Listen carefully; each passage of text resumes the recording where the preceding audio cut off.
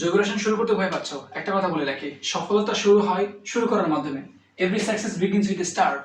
আসসালামু আলাইকুম। ভিডিওটা তাদের জন্য যারা এইচএসসি লাইফে জৈব রসায়ন অধ্যায়টা পড়ে নাই, অধ্যায়টা নিয়ে চিন্তায় আছে যে বিশ্ববিদ্যালয়ে ভর্তি পরীক্ষা তারা কি করবে, তারা খুবই চিন্তায় আছে। ভিডিওটা তাদের জন্য।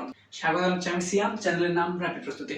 তো দেখো, জৈব রসায়নটা আমরা পড়ি নাই, এখন কি করব? শুরুতেই বলে দিচ্ছি, এই অধ্যায়টা ডোন্ট স্কিপ করা যাবে না।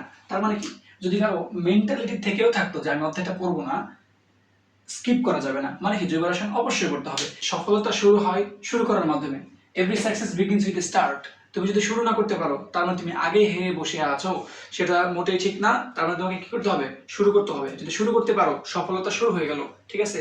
তার মানে জৈব রসায়ন স্কিপ না করে পড়া শুরু করে দিব ইনশাল্লাহ। কেন পড়বো আমরা জৈব রসায়ন? এটা কি মাথায় দিব না খাবো? জৈব রসায়ন আমাদের কাজ কি?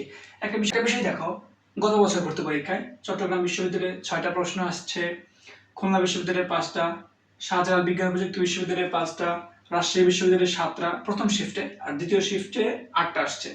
গুচ্ছ, যেটা বিশ্ববিদ্যালয়ে সকলের শেষ ভরসা, সেখানে আসছে 9টা প্রশ্ন, 25টার মধ্যে 9টা। আর ঢাকা বিশ্ববিদ্যালয়, যেটা সবার প্রথম টার্গেট, যেটা প্রায়োরিটির দিক দিয়ে সবার শুরুতে থাকে যাদের, সেটা হচ্ছে দেখো 4টা প্রশ্ন আসে। তার মানে কি, জৈব রসায়ন তুমি স্কিপ করবা? মোটেই না। এটা কি করা বুদ্ধিমানের কাজ হবে? আশা করি না। নিজের উত্তর নিজে পেয়ে গেছো। এখন দেখো, অধ্যায়টা তো আমরা দেখলাম কতটুকু গুরুত্বপূর্ণ।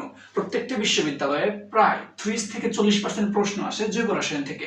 মানে যেটা আমরা বাদ দিতে চাচ্ছি, যেটা তুমি পড়ো নাই, সেটা তুমি যে অধ্যায়টা তুমি পড়ো নাই, যে অধ্যায় তুমি স্কিপ করতে চাচ্ছ, তার মানে কি স্কিপ করবা?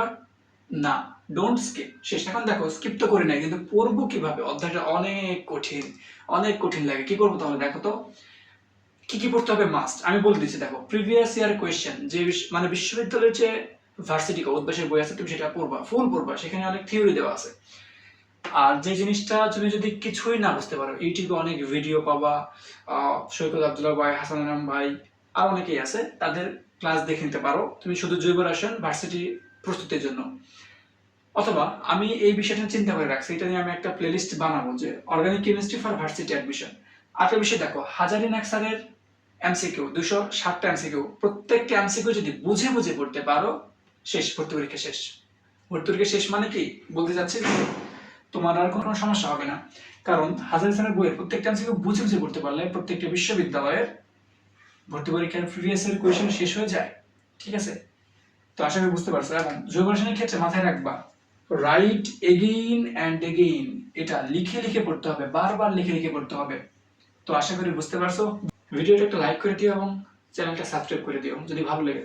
তবে ভালো থাকবে, সুস্থ থাকবে, র্যাপিড প্রস্তুতির সাথে থাকবে। বাই।